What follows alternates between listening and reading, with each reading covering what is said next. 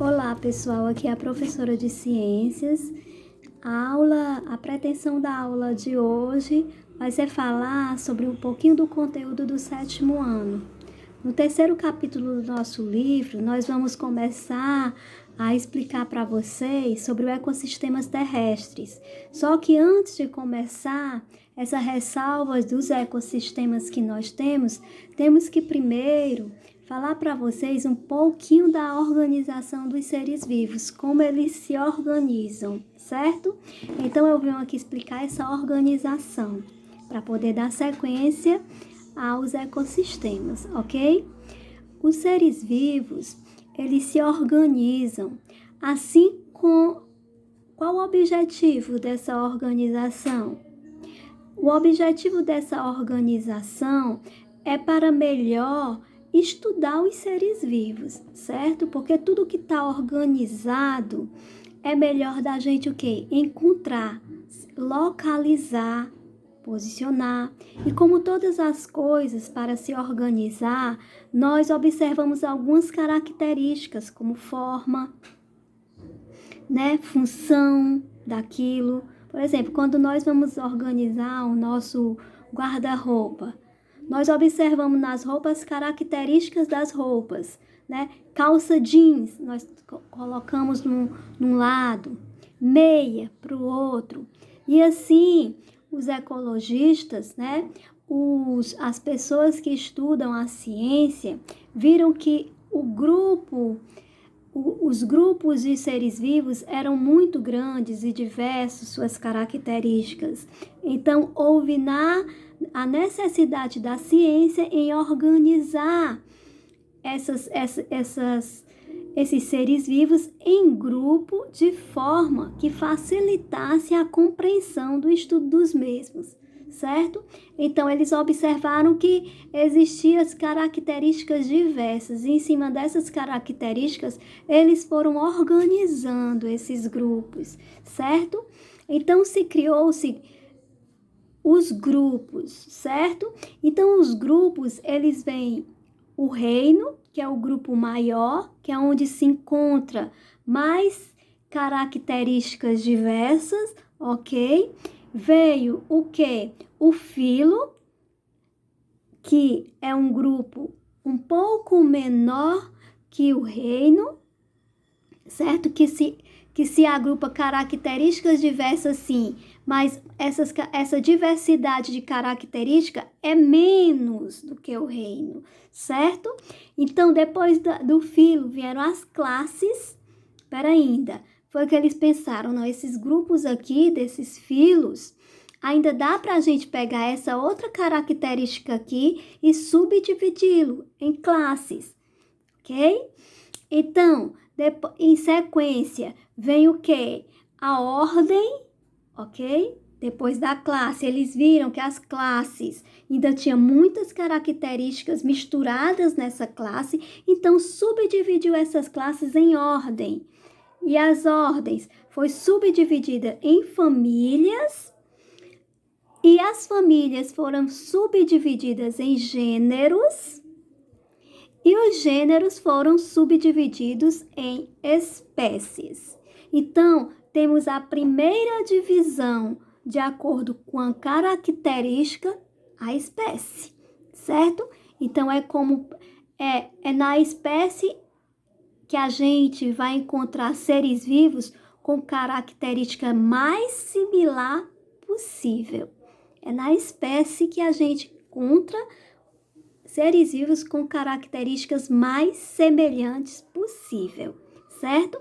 Aí nós temos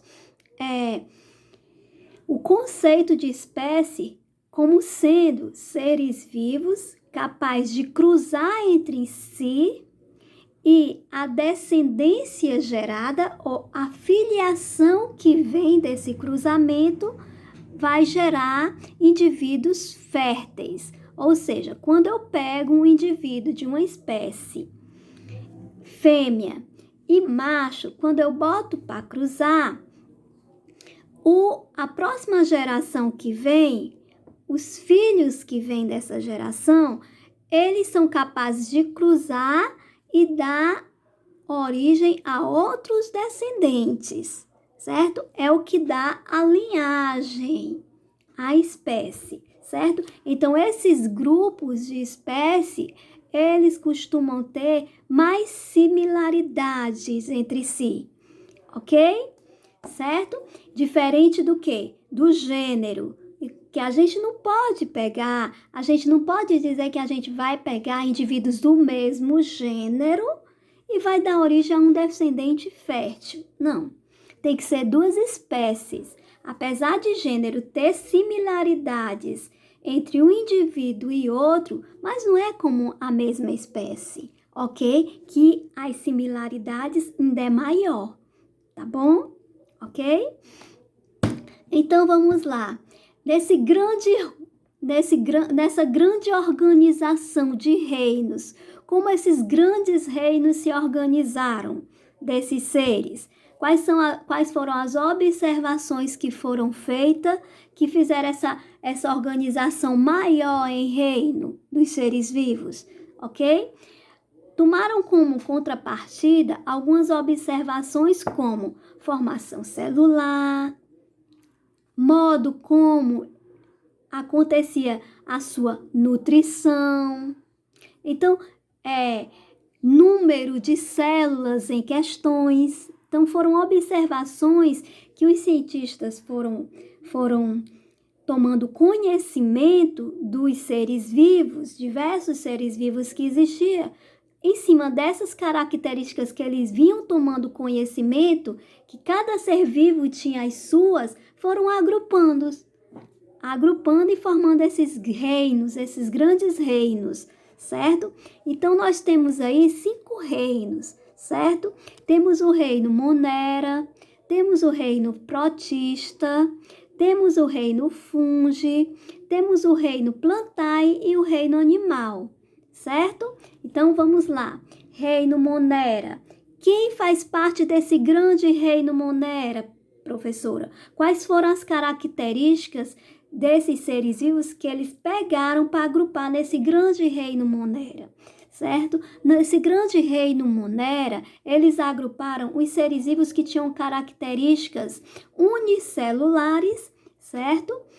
Heterotróficos ou autotróficos. Espera aí, professor, esses nomes estão muito esquisitos. Eu preciso saber o que é que quer dizer cada um deles, certo? Unicelulares, a gente fala de indivíduos que é formado por uma única célula, certo? Pluricelulares, a gente fala de indivíduos que é formado por várias células.